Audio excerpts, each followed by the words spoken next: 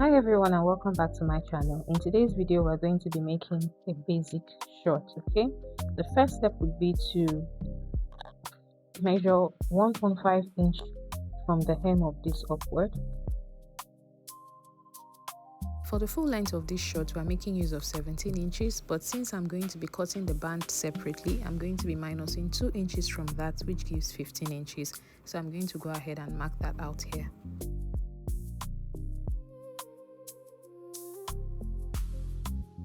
Now to get our hip line, we're going to be coming down from the waist by 7 inches. The reason we're making use of 7 inches instead of 9 inches is because we're going to be attaching a 2-inch waistband to this short.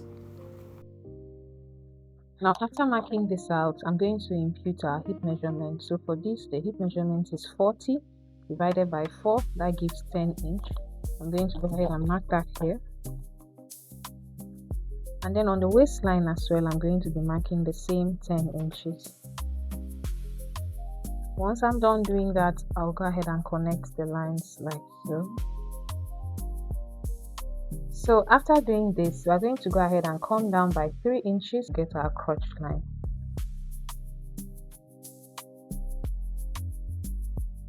And then connect it.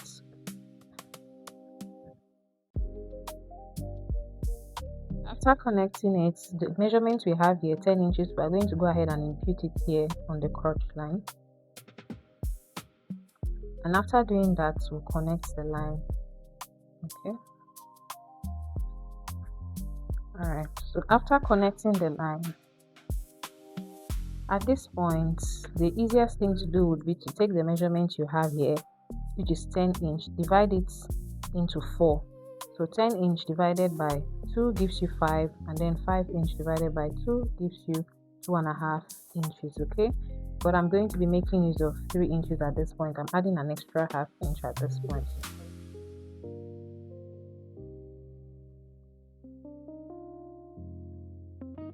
After adding that here, on the hemline here, I'm going to be imputing the thigh measurement. For me, I'm making use of 24 inches. So it becomes 24 inches divided by 2, which gives me 12 inches. So I'll just go ahead and mark that out here. Then I'll connect it. And then at this point, we're going to be making a curve. And this is what it basically looks like. Now for the hem of this pants, we're not going to be coming down straight. We'll just make some sort of, I'm going to bring it out this way, so that by the time you want to fold this, you will not be having any shortage of fabric at this point, okay? So after doing that, I'm just going to go ahead and cut this out.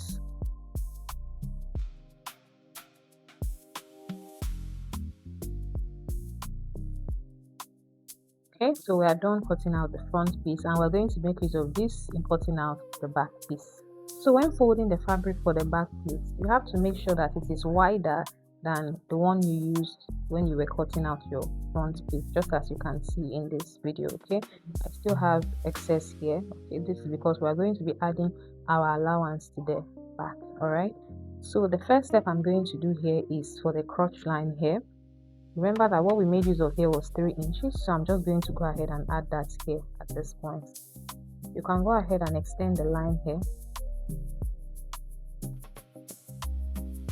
At this point here, I'm going to be adding 2.5 inches all the way to where we have our crotch line. I'll just connect this. So after connecting that, at this point here, we came out by 3 inches, so we're just going to be making use of this, and we're just going to be making use of the same 3 inches all the way to the edge, okay?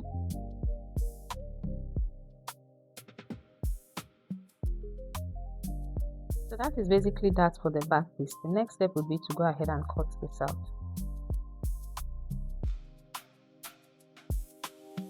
And then for the back, I'm going to go ahead and open it up the same way I did for the front piece.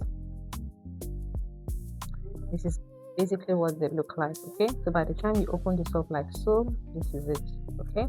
Now the next step would be to take this over to the machine and make a stitch from this point all the way to this point. We are going to be making use of half an inch, and we'll make that stitch for both the front piece and the back piece as well. Okay, so let us quickly do that. All right guys, so I'm done stitching the crotch area, as you can see, for both the front piece as well as the back piece. Okay, so this is basically what it looks like.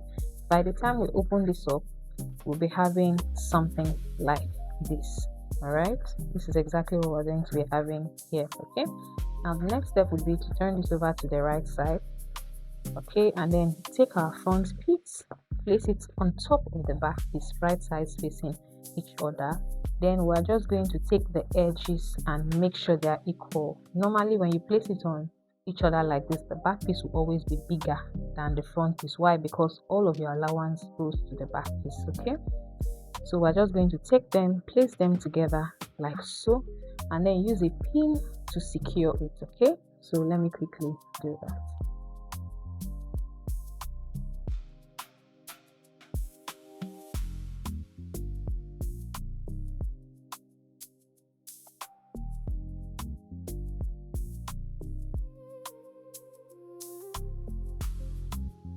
So I am done pinning the sides, as you can see, and we'll take this over to the machine to make a stitch on both sides. Okay, so let's quickly do that. So guys, as you can see, I am done stitching the sides. I made use of half an inch to stitch this down. The next step would be to go ahead and stitch our crotch area down. Okay, so you just go ahead and place them right sides facing each other, and then make a stitch using half an inch from this point all the way to this point. All right, so let us quickly do that. So guys, I am done stitching down the crotch area, as you can see.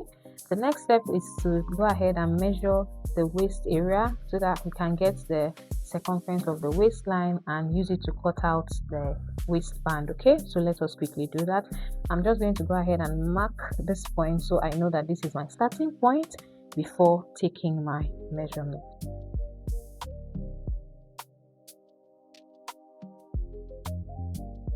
So I have 42 inches here. Okay, so that means I'm going to be cutting out a waistband of 42 inches plus 1 inch, making it 43 inches. So guys, this is our band. Okay, I've gone ahead to cut it out. For the waistline we had 42 inches, and this is exactly 42 inches. I also went ahead to join it using half of an inch. That's why I added the extra 1 inch, making it 43 inches. Okay, so right now what we have here is 42 inches. Okay, and we're just going to go ahead and attach it to our waistline. All right, now you can just do this whichever way it is you want to do it.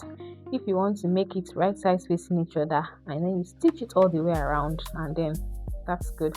If you want to stitch it from the back area like so and bring it to the front, is still okay for you. Whichever one you see is going to be easier and convenient for you when you want to insert your elastic. But for me, I'm basically going to be stitching like so from the back, and once I am done, I will turn it over to the front and stitch it all the way around. Okay, so let me quickly attach the band to the waist. Okay guys, so this is what it looks like after attaching the band.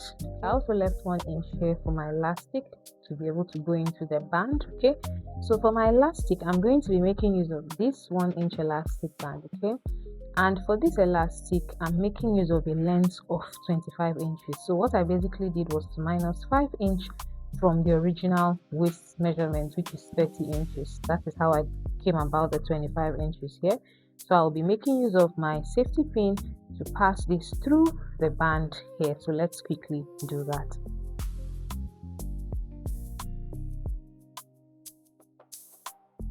So before I continue, I'm going to go ahead and secure this elastic band here on the fabric so that it doesn't completely go into the band whilst we are trying to pull it on this other end. Okay,